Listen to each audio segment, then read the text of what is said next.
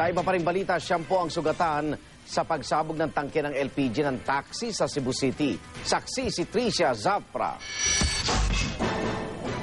Halos maabos sa sunog ang isang bahay at isang junk shop sa Barangay Calamba, Cebu City dahil sa pagsabog ng isang tangke ng LPG. 9 na tao ang nagtamo ng sunog sa katawan, 3 sa kanila minor de edad. Kwento ng mga saksi, kabilang ang sumabog na tangke sa 3 LPG tank na ibinibenta ng isang taxi driver sa isang junk shop.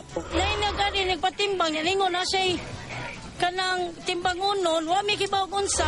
Bagamat di tiyak sa kanilang tinanggap na kalakal, sinimulang tanggalin ng isang tauhan ng junk shop ang valve ng isa sa mga tangke. Pagkatanggal daw ng valve, ginulantang sila ng pagsabog.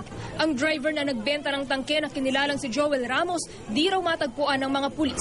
Ayon sa Bureau of Fire Protection, maaaring may laman pa raw ang mga ipinagbiling tangke, kaya nakapagdulot ng sakuna. Posibleng nagkaroon ng leak yung regulator, lumabas yung LPG at sa surroundings niya merong source of heat at posibleng lumiyab. Paalala na rin ng BFP sa mga kusinero at kusinera, maging alerto kung lumang-luma na ang tangke ng LPG na idinideliver sa inyo.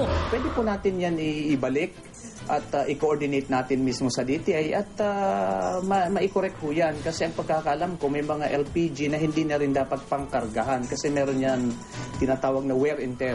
Sakaling umapoy ang nilulutong pagkain, takpan lang daw ito agad. Pag wala na raw kasing pumapasok na hangin sa kawali, hihina at mamamatay ang apoy. Wag na wag daw ito bubuhusan ng tubig.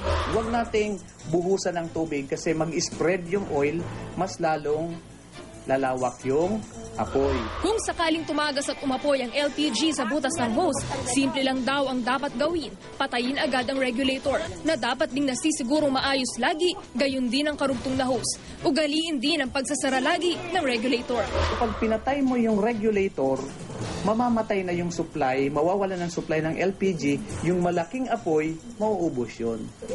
Enough na yun. So, ang importante lang, huwag tayong matataranta. Tricia Zafra ang inyo, saksi.